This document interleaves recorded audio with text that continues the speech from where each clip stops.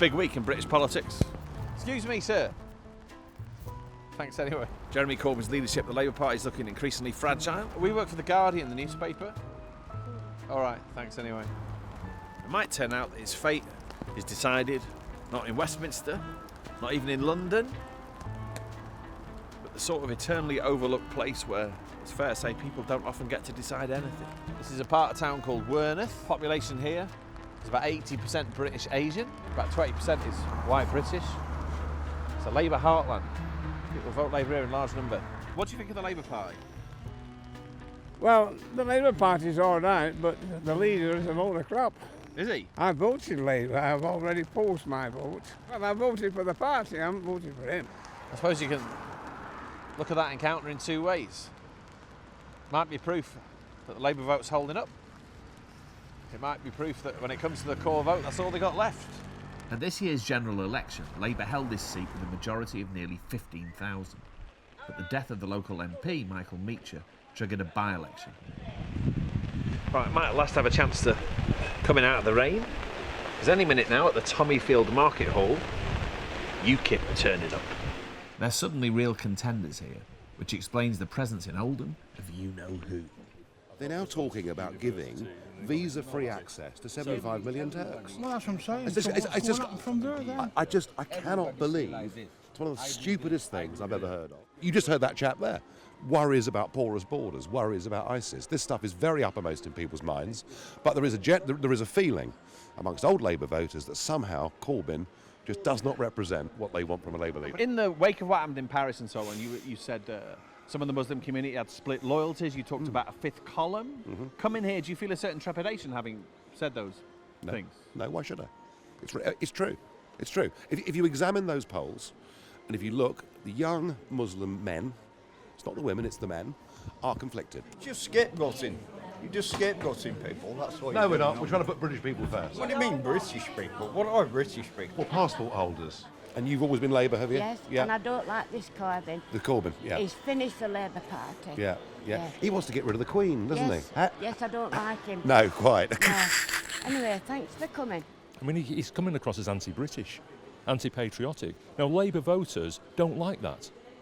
And he's toxic round here. Because I was brought up to vote for Labour by my parents, because they always said they work for the working class. They don't anymore, they work for themselves. But the new fella, Jeremy Corbyn, would say he's rubbish. He is absolutely... I can't say it. I can't say what I want to say. Say what you want to say. He's a knobhead. Have you seen this man, security risk? He is Labour leader Jeremy Corbyn. His views are dangerous and he is a threat to our nation. As usual, they're mincing their words.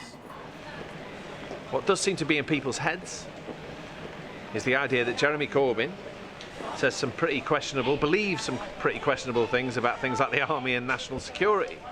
Now, those things may or may not have been put in their heads by leaflets like that and the right-wing media, but they're there.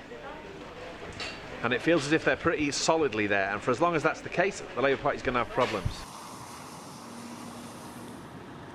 Everyone's talking about Corbyn in Oldham. Yes. In good and bad ways, right? So where are you on Good. him? Good. Regarding the war of Syria, why should we join into a war which has nothing to do with us? Rather, wouldn't it be better for us to use that money the millions and billions of pounds that we're going to be using abroad on local issues? Poverty, elderly. The thing with UKIP, I know they're not going to win round here. The fact that they're here, yes, I worry about that. What do you worry about? In town centre, people walking around, families walking around, my own family, they've been harassed, being told, cover your burqa up, go back to where you came from, you ISIS people. UKIP seem to be everywhere. Labour, by contrast, is running a very tightly controlled campaign. This is our one chance to meet the Labour candidate. He's the highly rated leader of Oldham Council. We've been told we can talk to him in the rather sterile environment of a medical centre. We need to convince people that they should go out and vote on a wet December day, and it's very likely to be wet. And we also need to convince people, by the way, that this is an important election and their vote counts, because what I hear is people saying, well, Labour's going to win anyway, so why does my vote count? Well, it really does matter. I'm really pleased to be here supporting Jim in his campaign to be the next Member of Parliament for this area. So another big difference between the two leading parties here, which is about how much they let you see of the way they campaign. The Labour Party is still stuck in this world of airless rooms and lots of flashing cameras and everyone feeling very awkward. You can tell which party's enjoying this campaign. Right, it's a UKIP opportunity, a UKIP-opportunity, if you will. Yes, yet another one. This time in front of a handful of students and a fair few journalists at Oldham's FE College. Because Paris was pretty ghastly. Yes. Pretty scary. So what do you think the solution is? Well, you know, what I was trying to say was we shouldn't be adding to the problem by having an open door to jihadis coming in. It is said that people of your age, a lot less of you support UKIP than older people. Quite like him. Do you? Yeah. Well, tell me what you like about him. His realism and the way he, I don't know, the way he seems like he's British. What do Labour stand for? What's Labour all about? Minimum wage and stuff. Yeah, see that minimum wage. Yeah, they take care of the workers and stuff, innit? They take care of the workers. People that actually work hard will get paid the amount they work for. You'd vote for UKIP? I will do. You will? You got to vote on Thursday? No, but I will do. And why would you vote UKIP? Like my own opinion. They seem like the new Labour. They seem like the new Labour. Yeah. Older because people like us. And we deserve older. It's striking how warmly some parts of this fast-changing town's population talk about Labour and what they think it stands for. But at the same time, as the party struggles to find a 21st century voice, a lot of its traditional support seems to be falling away. Along comes a bunch of experienced political opportunists, and suddenly everything's up for grabs. It's 4:30 in the afternoon, though it feels like it might as well be midnight. I'm sitting outside this disused pub, which has been converted into Labour's campaign headquarters. I suppose what I'm really thinking about is a cruel irony at the heart of this story.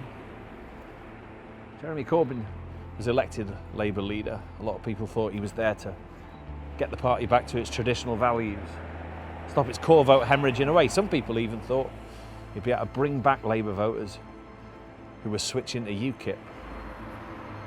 After a day spent here, you get the sense that you might have made those problems even worse.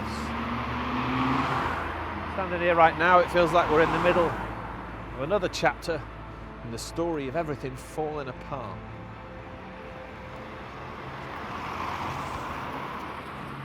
We've been endlessly travelling around the country, journeying into the political unknown. But now, due to unforeseen circumstances, we've come to somewhere where we've never made a film before.